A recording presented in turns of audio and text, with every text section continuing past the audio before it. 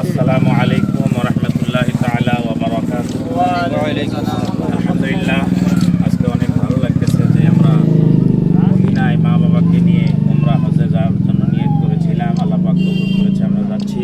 আপনারা সকলেই দোয়া করবেন, বিশেষ করে আমাদের ভারতবর্ষের আসাম দেশের হালাতের জন্য। ইনশাআল্লাহ আমি সকলের জন্য আল্লাহর কাছে কাবা ঘর সম্মুখে নিয়ে এবং নবীজি রওজা শরীফে সালাম দিয়ে আমি জিয়ারত করে দোয়া করব। আপনাদের সকলের সালাম মদিনাওয়ালা নবীজি রওজা শরীফে আমি ইনশাআল্লাহ পৌঁছায় দিব। আমার রাসূল যাতে আপনাদের সালাম কবুল করে নেয় এবং আপনাদের সকলের জন্য আমি দোয়া করব আল্লাহ রাব্বুল আলামিন যেন এই উমরা হজের উসিলা করে আমাদের আসাম দেশের ভারতবর্ষের মুসলমানের উপরে আল্লাহ পাক যেন শান্তি বর্ষিত করে, আমাদের সকলের আমলে সালিহাগুলো আল্লাহ পাক যাতে কবুল করে।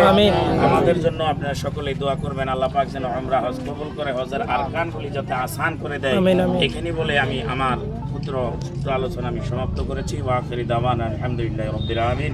আসসালামু আলাইকুম ওয়া রাহমাতুল্লাহি তাআলা ওয়া বারাকাতুহু। নারে তাকবীর, নারে তাকবীর, নারে রিসালাত। ইয়া রাসূলুল্লাহ, মুফতি হায়দার আলী সাহেব কি জিন্দাবাদ, খলিফা মুফতি হায়দার আলী সাহেব কি জিন্দাবাদ, রেজভি হায়দারি দরবার শরীফ কি জিন্দাবাদ, পবিত্র উমরা হজ কি জিন্দাবাদ, পবিত্র উমরা হজ যাত্রী কি জিন্দাবাদ। নারে তাকবীর,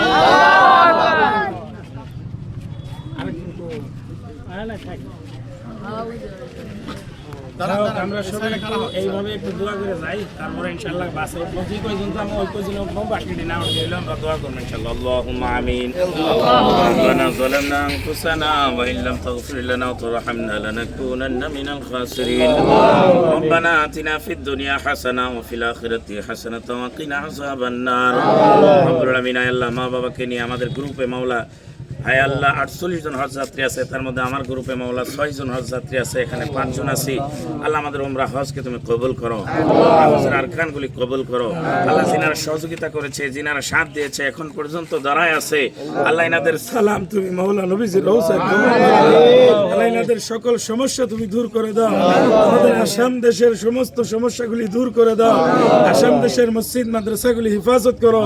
আল্লাহ আসাম দেশের মুসলমানের প্রতি তুমি খাস দয়া দৃষ্টিতে তাকাও। আমিন সুবহান মাহাক্কুল লা ইলাহা ইল্লাল্লাহ।